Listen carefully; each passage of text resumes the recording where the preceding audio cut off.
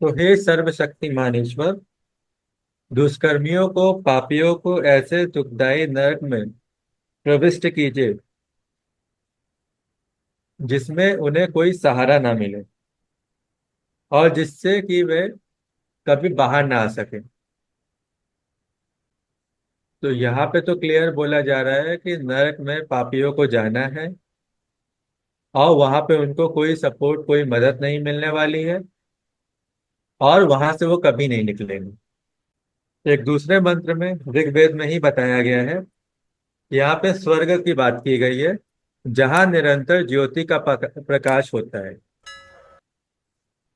जिस लोक में सुख ही सुख है। हे ईश्वर, मुझे उस क्षय रहित अमर लोक में रखें। तो ज्योति का प्रकाश होता है मतलब, एक तो अंधकार है जहां पे इंसान टकराता रहता है, चोट खाता रहता है, उसको पता नहीं चलता कहाँ जाना है, कैसे जाना है, अपने डेस्टिनेशन पे नहीं पहुंचता। एक ज्योति है जहां से उसको साफ रास्ता दिखता है, जहाँ पे कोई भी ठोकर खाने की, कोई भी ऐसा कुछ हो ही नहीं सकता जिससे उसको कुछ नुकसान हो, कुछ चोट पहुंचे। जहाँ पे सुख ही सुख है, मुझे उस अमर लोक में रखे। तो यहाँ पे स्वर्ग के बारे में क्लियरली बताया गया है। और जैसा कि राहुल सांकृत्यायन जी जो बहुत बड़े विद्वान हैं, उन्होंने बताया भी कि वैदिक काल के ऋषि क्या मानते थे।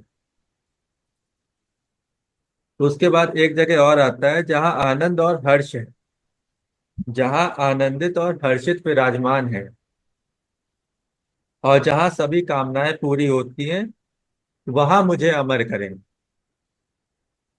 तो वो जगह जहाँ पे सारी मनोकामनाएं पूरी हो जाती है, जहाँ पे खुशी ही है, कोई कोई शोक नहीं है, कोई दुख नहीं है, उस अमर लोक में मुझे अ, विराजमान करे, वहां पे मुझे पहुंचाए। तो ये तो प्रार्थना है स्वर्ग लोक के लिए।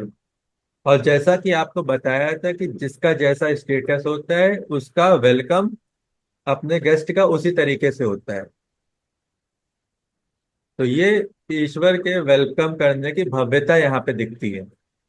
आगे अथर्ववेद में बोला गया है कि सत्य के मार्ग पर निरंतर नजर रख, जिस मार्ग से महाविद्वान सुकर्मी चलते हैं, जिनमें अदिति मधु रूपी आनंद का सेवन करते हैं, उन्हीं रास्तों पर चलता हुआ उस दुख रहित स्वर्ग में अधिकार पूर्वक निवास कर। तो ये हमें एक गाइडेंस दी जा रही है कि जहाँ पे अच्छे लोग, जिस मार्ग से अच्छे लोग चल के गए हैं, उसी मार्ग से हमें भी चलना है, ताकि हम भी उस स्वर्ग में पहुंचे जहां किसी प्रकार का कोई दुख नहीं है।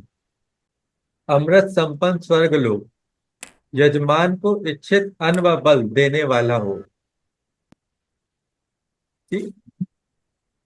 जो स्वर्ग है वो तो अमरता देता है हमें। वहां पे जो अन्न मिलेगा, जो खाने को मिलेगा, जो आप चाहोगे, इच्छित अन्न, तो वो अन्न भी ऐसा होगा जो आपको बल देने वाला होगा, आपको पोषण करने वाला होगा, आपको किसी प्रकार की क्षति नहीं पहुंचाएगा। आज के समय में हम देखते हैं कि हम जो खाना खाते हैं कहीं ना कहीं वो हमें नुकसान भी पहुंचा रहा है, जिससे तरह तरह की बीमारियां हो रही है।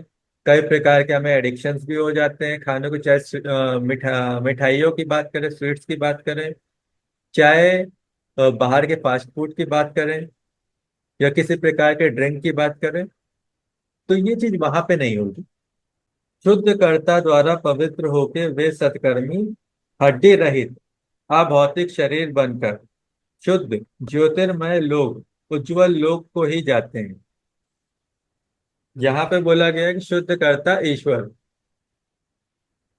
और शुद्ध कर्ता द्वारा पवित्र होके, देखिए जो अपने उद्देश्य को पूरा कर लेंगे, लेकिन गलतियां तो उनसे भी होंगी क्योंकि हम इंसान हैं।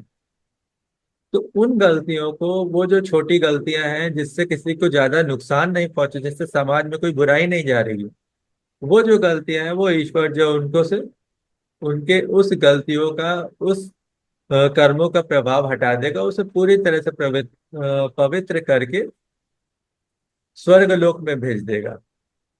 इनके भोग साधन इंद्रियों को अग्नि भस्म नहीं कर सकते। मतलब अभौतिक शरीर है। यहाँ पे जैसे हमारा शरीर जो है अग्नि भस्म कर देती, जला देती है, वहां पे ये चीज नहीं होगा। स्वर्ग लोक में इन्हें बहुत आनंदमय भोग प्राप्त है। तो स्वर्ग लोक में जितने भी सत्कर्मी होंगे वो सब आनंद के साथ रहेंगे, उनको तरह तरह के पकवान भी मिलेंगे जो वो चाहेंगे।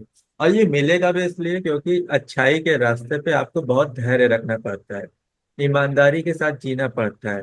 ईमानदारी से आज के समय में आप बहुत ज्यादा नहीं कमा सकते कि आप सारे सुख सुविधाओं का आनंद उठा सको। आप ईश्वर के लिए ईमानदार रहे, धर्म का पालन करते रहे, गलत चीजों का सहारा नहीं लिया, तो जो चीजें आपने छोड़ी है ना, वो सारी चीज आपको वहां दी जाएगी।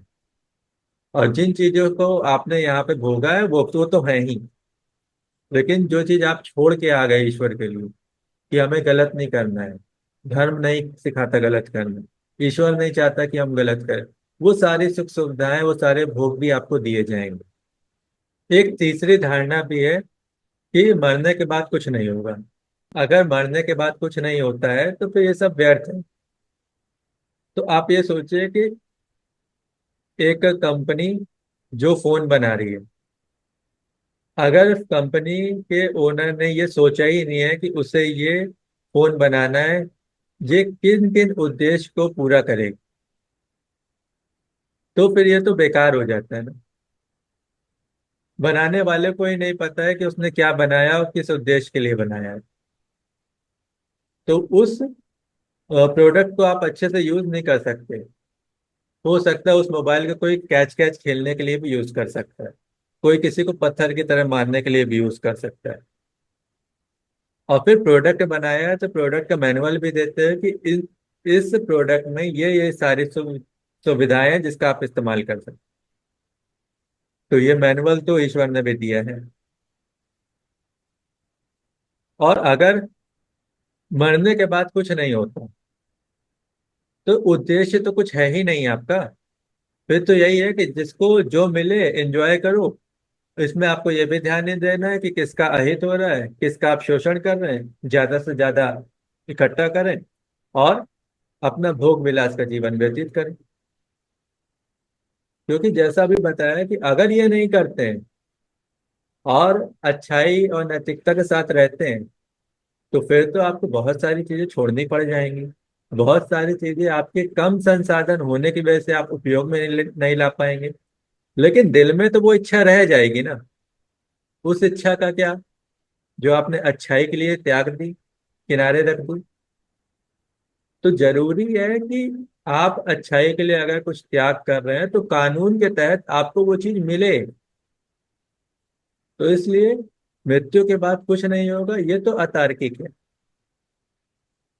फिर दूसरा, एक व्यक्ति है जिसने बहुत लोग को परेशान किया, उसने बहुत सारे लोग का खून भी किया, उसने बहुत सारी लड़कियों को परेशान किया, तंग किया, उनका शोषण किया, बहुत तरह की चोरी करवाई। जैसे आप कहते हैं ना, माफिया का कोई भी एक नाम उठा सकते हैं। वो लोग सही गलत नहीं देखते, उनको जो मन में आता है वो करते हैं। अब उस एक व्यक्ति को आप सजा भी देंगे तो क्या सजा दे सकते हैं? इस दुनिया में आप सजा दे सकते, इसका भी आप गारंटी नहीं ले सकते, क्योंकि दुनिया में करप्शन है। वो पैसा इतना कमा चुका है गलत तरीके से, पैसे देगा छोड़ दिया जाएगा। कानून उस तरह से काम कर नहीं रहा जिस उद्देश्य के लिए बनाया गया था। तो फिर उसको, उसने जितनों के साथ गलत किया उनको इंसाफ कहाँ मिलेगा? तो यहाँ तो इंसाफ ही खत्म हो जाता है। ज्यादा से ज्यादा आप उसको मृत्यु दंड दे सकते हैं। लेकिन उस एक मृत्यु देने से उसको वो पीड़ा नहीं सहनी पड़ी जो एक व्यक्ति जिसके परिवार में जिसकी बहू बेटी बहन के साथ गलत हुआ, और वो बेटी घुट घुट के जीवन जीती रही, जिसको समाज ने भी परेशान कर दिया। गलती दूसरे की थी, परेशान ये रही। तो उसके साथ जो अन्याय हुआ उसकी पूर्ति कैसे होगी, उसको न्याय कैसे मिलेगा? ये तो एक की बात है जिनके घर में चोरी हो गई। हो सकता है उसने अपनी बहन बेटी के लिए पैसा जोड़ा हो मेहनत करके, एक बार में चोर चोरी करके ले गया, उसकी वजह से वो अपनी बहन बेटी की शादी नहीं करा पाए, उसके बाद मौका भी नहीं मिला। उसके साथ जो अन्याय है वो उसका न्याय कहाँ है? तो ईश्वर का कानून जो है वो न्याय के साथ चलता है। और अगर न्याय नहीं होगा तो सारी चीजें बेकार है। फिर तो वो जंगल राज ज्यादा अच्छा है यहाँ के मुकाबले। और आज के समय में परिस्थिति तो जंगल राज बन गई है। तो ये इलॉजिकल है कि मरने के बाद कुछ नहीं होगा।